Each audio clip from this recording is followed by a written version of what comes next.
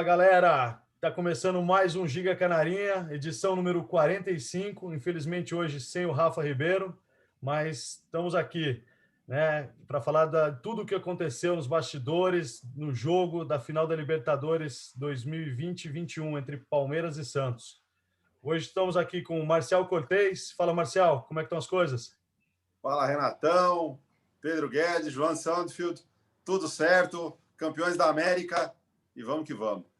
Legal. Fala, João. Visual novo, promessa cumprida. Promessa cumprida, pô. Eu falei que se o Palmeiras ganhasse, eu raspava a cabeça, eu raspei. Boa noite, Renato, Pedro, Marcial. E vamos que vamos. Show de bola. Agora, né, agradecer a presença do nosso convidado ilustre aí, Pedro Guedes, jornalista do Gazeta Esportiva. Agradecer também à Fundação Casper Libero, ao Gazeta Esportiva, pela liberação e participação no nosso Ginga Canarinha especial de Libertadores. E também, né, dizer aí aos nossos telespectadores que o Pedro esteve lá em loco, né, no Maracanã, vivendo essa experiência absurda.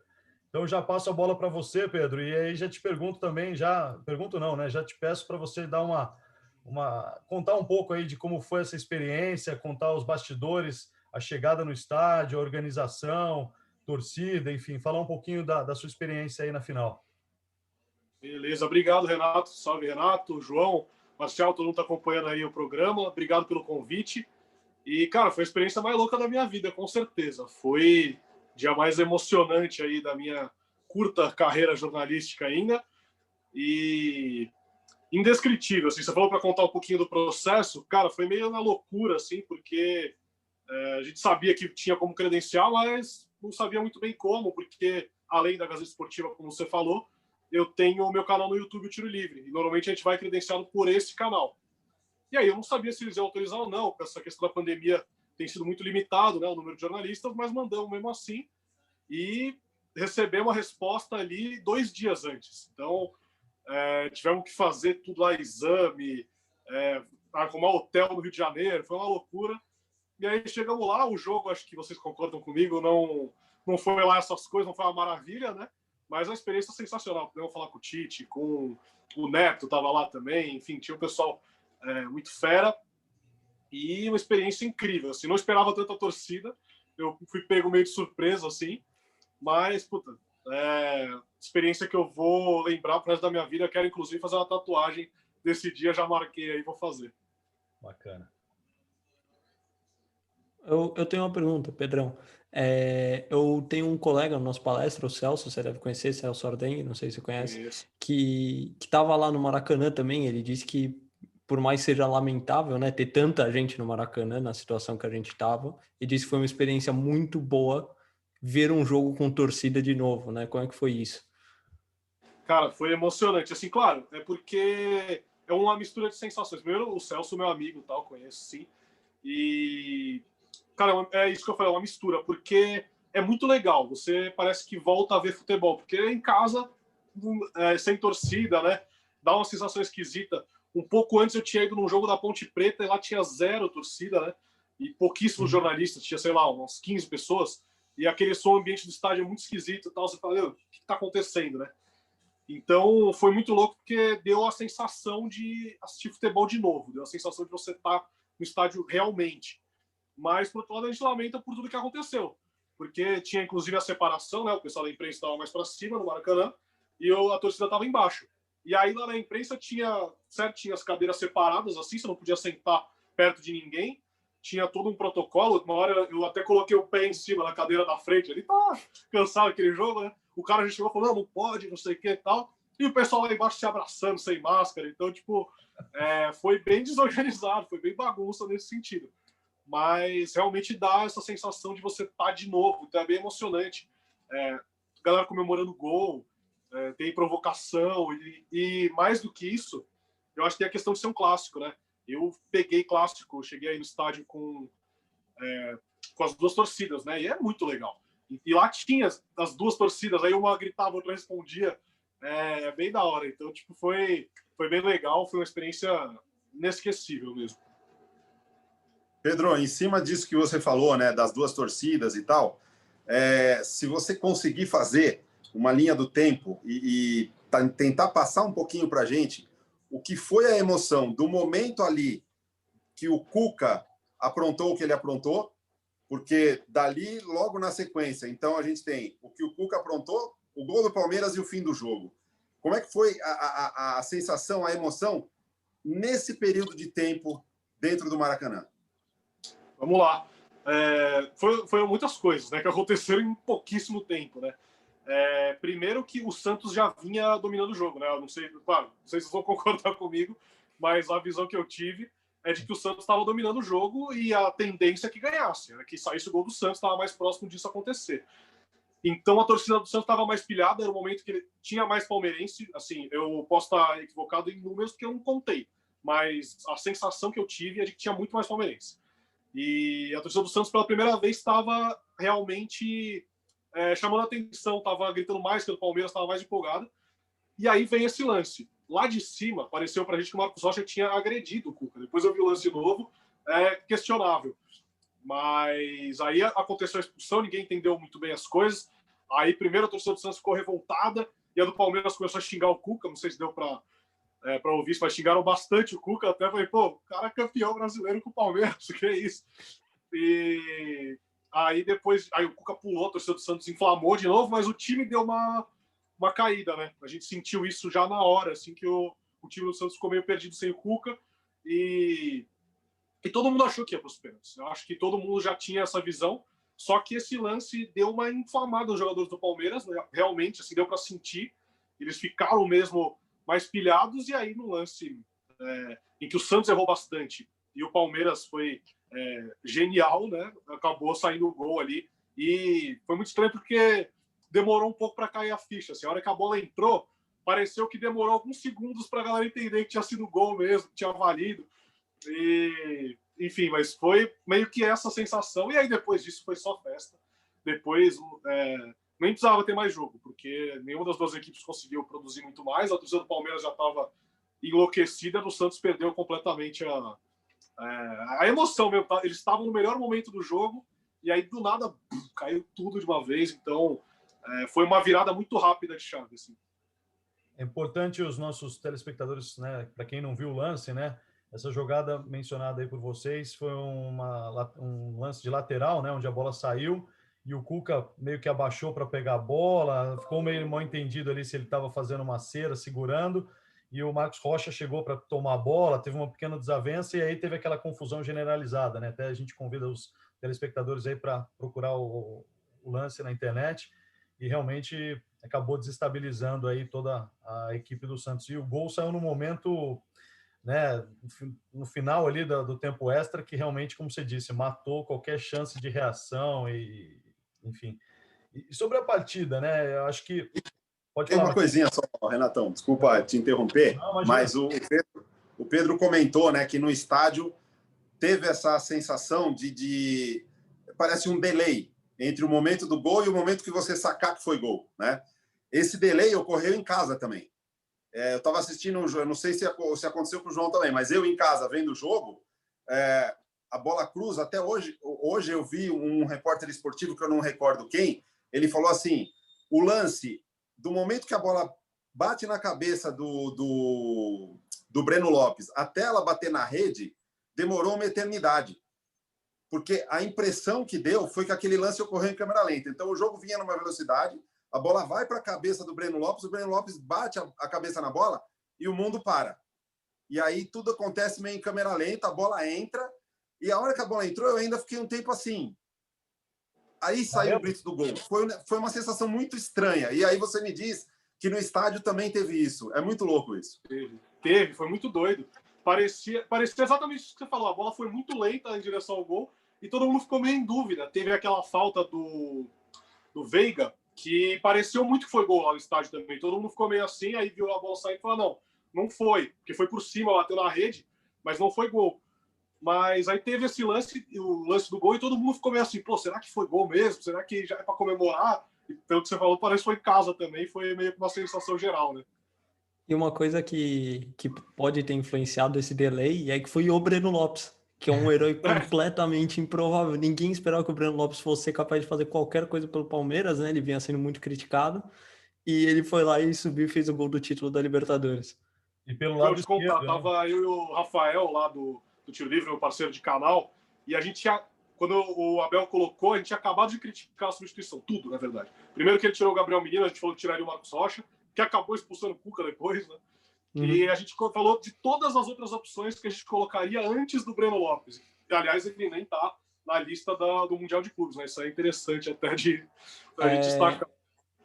Sim, mas ele não está porque ele não pode estar, né? Porque ele foi contratado depois do fim da janela internacional de transferência, então a FIFA não permite que ele participe.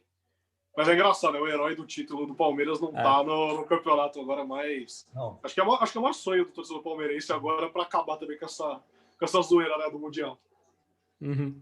E falando da partida, né? A gente, como você mencionou, foi uma partida até, acho que principalmente o lance da expulsão, ou um pouco antes aí que o Santos começou realmente a dar uma apertada no Palmeiras, pressionar o Palmeiras em seu campo, teve alguns chutes, ou um chute bem perigoso, né? Uma defesa de manchete do Everson.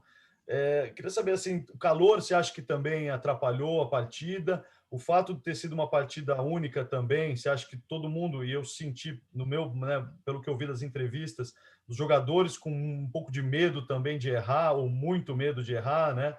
Então, queria saber de você, o que você pôde sentir lá vendo o jogo pessoalmente? Renato, então, duas coisas. Primeiro do calor, né? Tava um calor insuportável.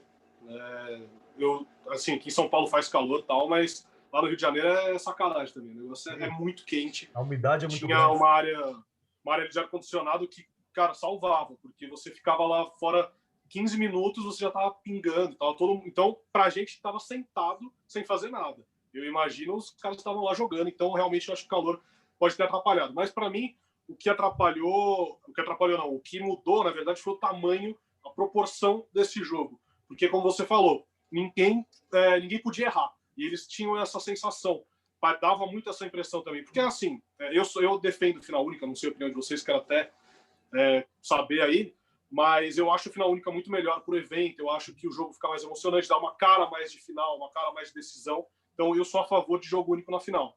Mas tem esse porém. Você não pode se arriscar tanto. E ainda mais num clássico desse tamanho. Eu estava conversando com um amigo santista lá depois do jogo e ele falou uma coisa que é verdade. O Santos se complicou muito com esse resultado, porque assim, pode passar agora mais 10 clássicos, o Santos ganhar de 10-0 todos os clássicos, que não vai ter o peso do que foi esse aí, né, dessa final de Libertadores. E os jogadores sentiram isso. Então estava todo mundo meio com medo ali, e duas equipes que se estudaram muito. Eu tive muito essa sensação também, porque ninguém estava conseguindo furar muito ali. O esquema estava meio ensaiado, todo mundo já sabia quais eram as principais armas do adversário, então ninguém conseguia encontrar muito espaço. Foi uma partida muito abaixo também dos principais jogadores do Santos, né? Acho que isso pesou bastante e o Palmeiras teve aí a sorte do Breno entrar e tá no dia dele, né? Se eu puder já falar, emendar nisso. Manda junto. O primeiro da final única, eu concordo que muda muito o espetáculo, né? Muda o espetáculo. É uma coisa que dá uma emoção diferente para o jogo, para a transmissão também, né? Você transmitir uma final única, eu acho que é muito mais emocionante do que você transmitir uma final em 2 jogos. Mas na América do Sul tem questões que me fazem ser contra essa final única, porque, por exemplo, um campo neutro, se fossem times que vêm de muito longe, os torcedores não conseguem ir com tanta facilidade, porque a situação econômica na América do Sul é muito fraca, né? A pobreza é grande, os torcedores são mais simples e as distâncias são muito grandes. Não é que nem aqui na Europa. Aqui na Europa você pega um trem e vai para outro país em poucas horas. Na América do Sul as distâncias são realmente muito grandes, até no Brasil, né? O próprio Brasil, a gente vê isso no Campeonato Brasileiro, um time do Rio Grande do Sul tem que jogar lá em Pernambuco contra o Sport, é uma distância gigante. Da final estudada, foi realmente isso. Eu acho que os 2 treinadores são muito bons e muito competentes, estudaram muito outro time. Toda vez que o Marinho e Soteldo pegavam na bola, fechavam 2 para não deixar eles jogarem. Né? Danilo e Vinha tinham a primeira função deles no jogo foi não deixa o Marinho chutar. Era a primeira coisa que o Danilo e o Vinha buscavam fazer e fizeram com perfeição. E a mesma coisa do lado do Santos. O Santos entendia que a transição rápida do Palmeiras, a transição ofensiva era muito rápida, muito eficiente.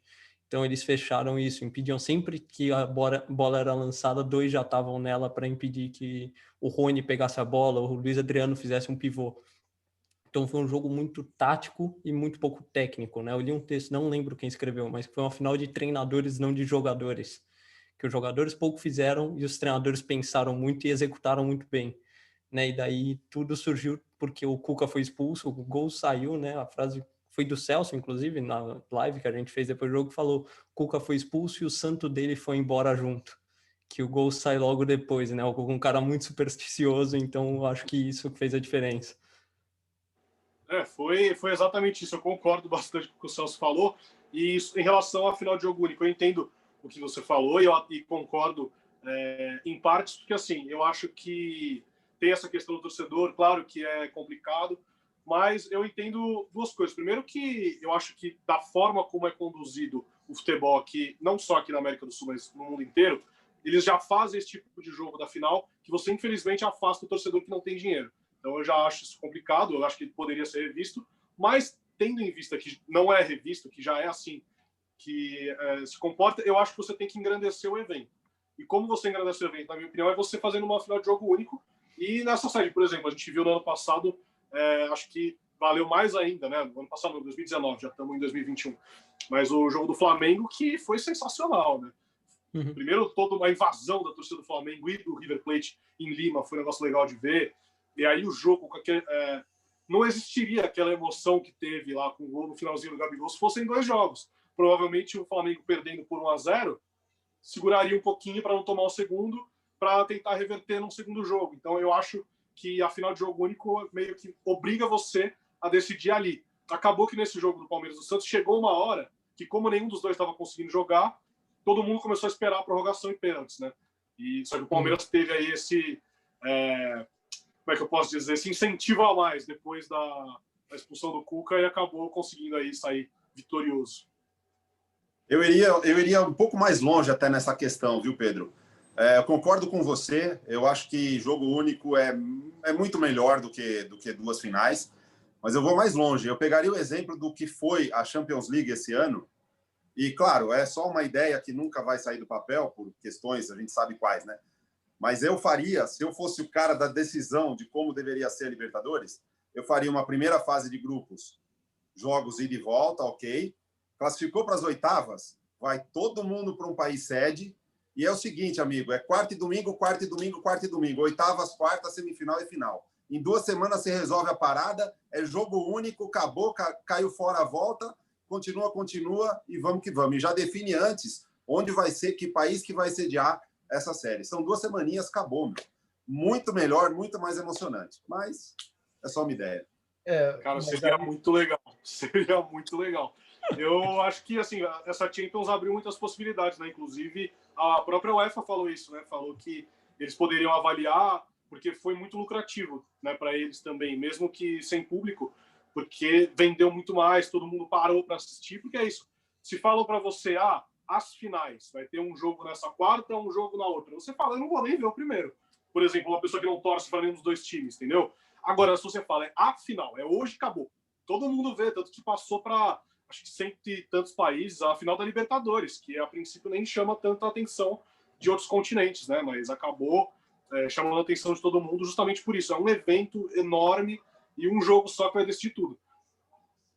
Eu tô com vocês. Eu sou a favor do jogo único também. Eu concordo com você também, Pedro. Eu acho que essas questões aí financeiras, infelizmente, né, o ingresso já é um ingresso caro, que independente dele ser no país onde o time da casa for jogar, vai excluir quem não tem, infelizmente, uma renda, né, razoável. Então, realmente, eu acho complicado. E eu acho que uma outra coisa que é importante também, que a Conmebol procura, né, pelo menos a gente tem visto até agora, é também indicar sedes onde o futebol, né, tem como eu diria, uma audiência, né, tem a comoção, digamos assim.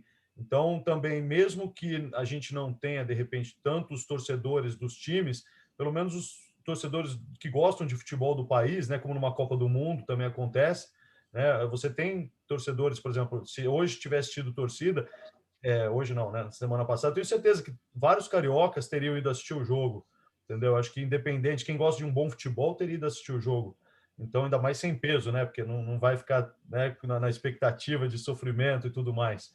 Então, eu estou com vocês. Eu sou a favor também do jogo único aí. Agora, para fazer isso que o Marcial sugeriu, eu acho bem interessante também. O problema é só esse calendário que nós temos, né? Esse calendário maluco aqui. Não vou nem citar com a pandemia, né? Estou dizendo já o normal do nosso calendário já é uma coisa surreal. Veja, né? A gente vê aí quando a gente tem os treinadores que vêm da Europa, começam a ver a quantidade de jogos que um time faz no ano, que coisa surreal que é.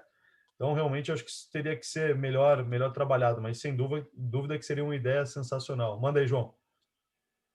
Falando nessa do calendário, né, saindo só um pouquinho rapidinho da Libertadores, o Abel Ferreira deu entrevista, né, depois do jogo do Botafogo, ele estava irritado, cansado, não sei, péssima entrevista, não sei se vocês viram, Sim. péssima. Ele que é conhecido, né, chegou e revolucionou as entrevistas no Brasil, né, porque as entrevistas dele são sempre ótimas, ele analisa o jogo muito bem, ele sempre fala perfeito o que aconteceu e por que aconteceu, mas essa foi péssima. Mas uma coisa que ele reclamou com muita razão foi o calendário completamente de loucos, ele descreveu como calendário de loucos, e uma sugestão que ele fez foi na Copa do Brasil ser só jogos eliminatórios, não ser ida e volta, né? Ser só um jogo em todas as fases. E essa, sim, é uma ideia bem interessante. Eu acho até mais do que a Libertadores. Cara, essa ideia é boa e ela poderia ser aplicada sempre em campo neutro. Então, sei lá, por exemplo, Palmeiras e Flamengo jogam no Rio Grande do Sul. Inter e Ceará joga aqui no Allianz Parque. Sempre no campo neutro, porque aí você não tem vantagem para ninguém. Porque a Copa do Brasil também engloba times muito menores, né? E daí campo neutro, dependendo de onde for para esses clubes, também fica complicado para eles. Sim. Isso é uma coisa a ser levada em conta. Eu gosto das fases oitavas, quartas e semi com 2 jogos, porque eu acho que você vai dando mais justiça, digamos assim. Mas afinal, eu acho que é mais pela questão do evento mesmo, da emoção que você traz para um jogo desse com a final única. Mas eu defino a final única da Copa do Brasil há muito tempo, até porque você pode pegar e usar aquele estádio de Brasília que não serve para nada, né? Construíram e nunca usaram. Então você pode dar uma utilidade para ele, por exemplo, todo ano vai ter a final da Copa do Brasil, como é, por exemplo, na Alemanha, que jogam em Berlim a final da Copa da Alemanha todo ano, independente de quem chegue na final. Eu acho que você já dá uma utilidade, você faz na capital do país, eu acho que facilita tirando um jogo do calendário, e se fosse para cortar a data, eu iria no campeonato estadual. Eu acho que o campeonato estadual deveria diminuir bastante. Com certeza. Ainda mais nessa próxima temporada, né? Que a gente já vai acabar essa e começa outra logo em seguida. O Palmeiras eu não sei como vai fazer, porque agora com o Mundial, Recopa, final de Copa do Brasil, vai ser uma loucura, principalmente para o Palmeiras, mas para todos os clubes. O Campeonato Paulista está para começar dia 28 de fevereiro, nem acaba o Campeonato Brasileiro, quase já começa. Então é uma coisa de louco. É uma ótima oportunidade para usar a base, né? Porque não vai ter copinha, você vem direto do Campeonato Brasileiro, você pode colocar já direto a base no Campeonato Paulista, por exemplo. E o Palmeiras, as 2 datas da Copa do Brasil, da final da Copa do Brasil, são datas de Paulista. Ou seja, quando o Palmeiras iniciar o Paulistão, ele já vai ter 2 jogos a menos. E aí eu concordo com o que o Pedro falou. O campeonato regional, falando aí especificamente do Paulista, né? Você tem 12 rodadas que não servem para absolutamente nada. Tá bom, vai, dessas 12 são 3 clássicos. Então tá, você tem 3 clássicos, você tem 9 rodadas que não valem para nada, só para derrubar técnico. Cara, eu faria o seguinte no Campeonato Paulista. Primeiro que eles fazem ao contrário do que a gente debateu aqui, né? Eles colocam as quartas de final com um jogo só, semifinal com um jogo só e final com 2 jogos. Ou seja, quando chega no filé mesmo, eles dividem a emoção do torcedor. É incrível. Mas eu pegaria, por exemplo, já que já tem os 4 grupos, ao invés de você jogar contra todos os outros, porque você não joga só dentro do seu grupo, eu entendo que é para ter os clássicos, mas facilita o campeonato. Já vão passar provavelmente os grandes, né? Já passam normalmente. Então você consegue matar em 3 rodadas a fase de grupos, já faz quarta, semifinal, você mata o campeonato em pouco mais de um mês. Assim. É muito mais simples e abre um espaço enorme para você estender o Campeonato Brasileiro, ter mais folga, ter mais datas. Eu faria um campeonato estadual bem mais curto, ou uma outra opção que eu gosto é de você fazer uma fase preliminar com os times que não têm divisão, e eles avançam e pegam os times grandes, digamos assim, né, em data FIFA, e que aí você para o Campeonato Brasileiro e joga o Campeonato Paulista com quem ficou. Eu não acharia nada ruim também, porque aí você continua tendo a renda, né, dos estádios, as pessoas indo nos jogos, e não desfalca tanto os clubes, porque a gente dá muito mais valor para outros campeonatos. Se você perder um jogador para a seleção brasileira durante o Campeonato Paulista, eu tenho certeza que nenhum torcedor vai se importar tanto assim. Pessoal, voltando à final, queria saber de vocês, né? Quem vocês acham, meio óbvia a pergunta, mas quem vocês acham que foi o jogador Ginga Canarinha do jogo? E o que vocês acharam da eleição do Marinho como melhor jogador do torneio? Passo para você, Pedro, primeiro. Beleza. Bom, tem nem como, né? O Breno, por mais que não tenha sido um jogo brilhante, que ele tenha se destacado, ele fez o que precisava.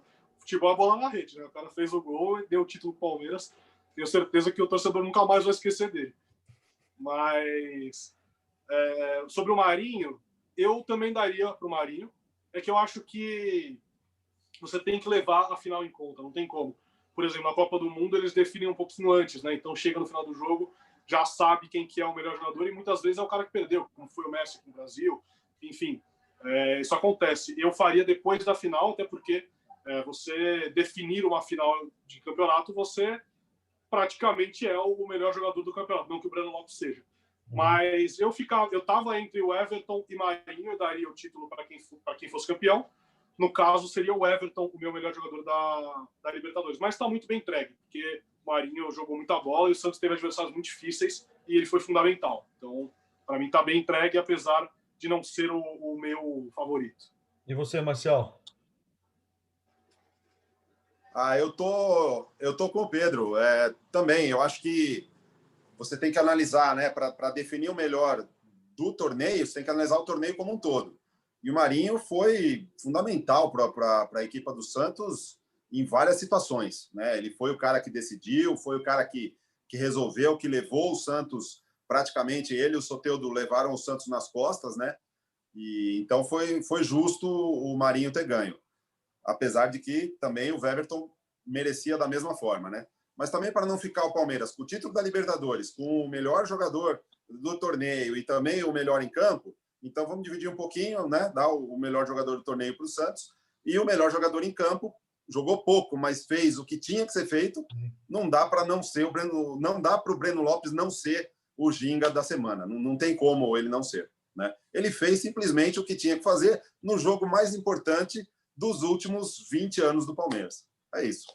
E você, João? Eu discordo dos dois. Hoje eu tô para discordar de vocês. Mas é bom, o meu... Para mim, o melhor jogador do torneio foi o Rony. Para mim, o Rony foi muito acima. Para mim também. Né? Porque além de números espetaculares, né? O Rony é o jogador com mais participações em gols na competição, né? Foram 13, foram 8 assistências, 5 gols. Além disso, ele jogou muito bem.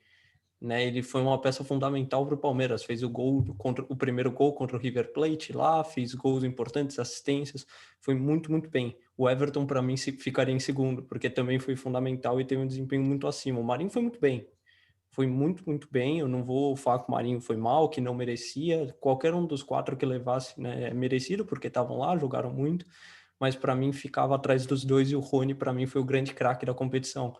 E da partida eu não gosto de dar prêmio por gol, né? Única e exclusivamente por gol. O cara fez o gol, ele foi o melhor em campo. Eu não gosto disso. Eu gosto de ver o desempenho dos jogadores em campo. E para mim o Danilo foi o melhor em campo. O Danilo anulou o Marinho, jogou o fino e foi muito importante nas poucas chegadas do Palmeiras, né? Ele é sempre o cara do primeiro passe e tem um primeiro passe muito bom. Tanto que no lance do gol, ele faz um lançamento espetacular para o Rony, que inclusive o Rony, que é o melhor da competição, dá assistência para o Breno Lopes. Então, para mim, o nome da final foi o Danilo e o nome do campeonato, Rony. Para mim, o melhor do campeonato, eu tô contigo, foi o Rony. Ainda mais pela assistência que ele deu pro gol. E aí eu tô com os amigos aí, o melhor em campo não tem como, é o gol do título, não é o gol da vitória, não é simplesmente o gol da Libertadores, então não tem como não ser o Breno Lopes, mas eu também ficaria com o Rony como o melhor do torneio. Mas, como vocês falaram aí também, o Marinho jogou muita bola, para mim é o melhor jogador no futebol brasileiro hoje, na atualidade, então acho que, né, não fica uma coisa injusta. Agora eu queria soltar uma pergunta bomba para vocês aí, que para os palmeirenses, de repente eu já vou saber a resposta, mas o Pedro, né, eu queria ver se vocês conseguirem ter um pouco de neutralidade os palmeirenses aí, acho que seria legal. Com o Dudu em campo, o Palmeiras seria campeão? Interrogação. Seria. Posso começar? Seria. Ou Pedro? Jogador bom sempre agrega, né? O Dudu, acho que, inclusive, é uma pena ele não estar, né? Porque eu acredito que esse título do Palmeiras foi um processo, ele não foi construído este ano. E o Dudu, com certeza, fez parte desse processo como principal, inclusive. Então, não só seria campeão, como seria muito legal se ele tivesse. Você, João? De novo, vou discordar, mas é por um fator diferente. Não é se ele tivesse em campo. Se ele tivesse em campo, só nesse jogo, eu não tenho dúvidas que sim. Tá? E talvez até fosse mais fácil ganhar o jogo, porque ele ia ser um cara que ia conseguir fazer alguma coisa diferente. O Palmeiras não tinha isso, né? O Palmeiras fez o gol em um lançamento, né, que surgiu do Danilo para o Rony achou o Breno Lopes. Ele ia ser um cara que talvez conseguisse pegar a bola e driblar um ou dois jogadores e achar um passe muito bom para o Luiz Adriano dentro da área, ou para o Rony em condições de finalizar, ou até o Rafael Veiga. Mas se o Dudu não tivesse saído do Palmeiras, não. Porque se o Dudu não tivesse saído do Palmeiras, o Luxemburgo não tinha saído do Palmeiras. O trabalho do Luxemburgo com o Dudu era muito baseado na individualidade do Dudu. Tanto que o Dudu virou 10. Né, o Dudu passou a jogar como esse meio armador para potencializar essa individualidade. Era um time que tinha um pilar muito fixo, era o Dudu mais 10. Ninguém mais importava naquele time. Oi? Jogava em função dele, né? Exatamente. E quando chega o Abel, ele já não tem o Dudu. E o trabalho do Luxemburgo já era ruim com o Dudu, e sem o Dudu piorou muito, porque não tinha esse cara para se apoiar. Você não tinha um craque do time para ter a individualidade dele fazendo o diferente em campo. E o coletivo daquele time era muito fraco. E com o Abel o coletivo surgiu, né? Então eu acho que o grande fator que gerou o título do Palmeiras acabou sendo a saída do Dudu, né? O grande nome nos últimos anos, que deu a Copa do Brasil, fez 2 gols na final da Copa do Brasil contra o mesmo Santos, foi fundamental no título em 16, foi o melhor jogador do título em 18. Né, a saída dele acabou gerando a saída do Luxemburgo, chegada do Abel e o título da Libertadores. Então, se não saísse, eu acho que não seria, porque o Luxemburgo ia continuar, mas com ele em campo na final, acho que seria e talvez até fosse mais fácil achar espaço. E você, Marcial? Não, eu acho que seria campeão. Não sei se essa questão do Luxemburgo aconteceria ou não, né, do Luxemburgo continuar, caso o Dudu continuasse. Pode ser que sim, pode ser que não, mas vale lembrar que o Palmeiras foi a melhor campanha da fase de grupos com o Luxemburgo e com o Dudu, né? Então, eu acredito que com o Dudu o título viria mais fácil. Talvez a gente não passasse o perrengue que passou no jogo contra o River Plate e talvez o jogo da final não fosse um jogo tão pesado, né? Porque o Dudu abria espaço, o Dudu conseguia fazer o que os seres humanos normais não fazem, né? Então, talvez o jogo da final fosse um pouco mais leve e também aquele jogo contra o River Plate a gente não passasse tanto batimento cardíaco acelerado como foi, né? Enfim, eu acho que a gente seria campeão com o Dudu, sim. Eu sei que isso é assunto para outro podcast, outro programa, mas eu sou defensor do trabalho do Luxemburgo no Palmeiras. Outro dia a gente conversa sobre isso, porque eu juro que até a saída do Dudu eu gostava do Luxo, até porque ganhou tudo. O Palmeiras foi campeão paulista com ele, foi campeão até da Flávia da Câmara, que não veio ao caso. Liderava a Libertadores, como o Marcelo lembrou bem. Então, eu sou defensor do Luxemburgo, mas fica para outro podcast isso aí, senão a gente vai demorar 3 horas aqui. Eu já quero te convidar para o próximo, porque eu sou o maior crítico do trabalho do Luxemburgo do mundo, tá bom? Eu entrei no nosso país no fim do trabalho do Luxemburgo, eu cobri e comemorei a saída dele como se fosse um título, né? E a chegada do Abel também. E então dá para falar horas e horas essa discussão. Eu aceito essa discussão, vai ser bom. Eu não tenho nem como questionar o Abel, assim, eu não sou nem louco de fazer isso, porque, pô, o Palmeiras é campeão por causa dele. Mas eu achava o trabalho do Luxemburgo bom até dado momento, porque não era um futebol muito bonito, era um futebol de resultado, que era o que o Palmeiras queria. O Palmeiras queria resultado, queria ser campeão e ele fez isso. Então, até eu acho que ele cumpria com o objetivo, digamos assim. Ô, Pedro, então deixa eu botar mais uma pimenta nessa história aí, que não tem a ver com o Luxemburgo, mas aí despertou minha curiosidade. Você é presidente de um clube, você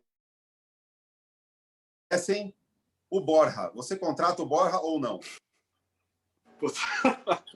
Depende do ano que você me fizer essa pergunta. Hoje, não. Na época que o Palmeiras contratou, com certeza. Então, eu acho hoje que não. Esse negócio. Hoje não. Hoje não. Ok, beleza. Aqui a gente tem um defensor do Borja e um que adora o Luxemburgo, adora. Eu sou fã do Professor, ele é bom demais. E legal, gente. Só fazer... Renato, acho que a gente não pode perder aqui que o Marcial é defensor do Borja e ele escreveu o texto Fair Play. Leiam o texto do Marcial. Eu ia falar isso agora. Eu discordo de praticamente tudo que ele disse, mas o texto está muito bom. Tá lá a prova por A mais B que o meu time é Borja mais 10. Mas segue o jogo. Mas é isso, galera. Queria agradecer mais uma vez, Pedro. Convido aí todos os nossos telespectadores a acessar o seu canal do Tiro Livre. Se quiser fazer uma propaganda aí também, fica à vontade. Já estendo aqui o convite para uma próxima participação. Acho que foi muito bacana aí.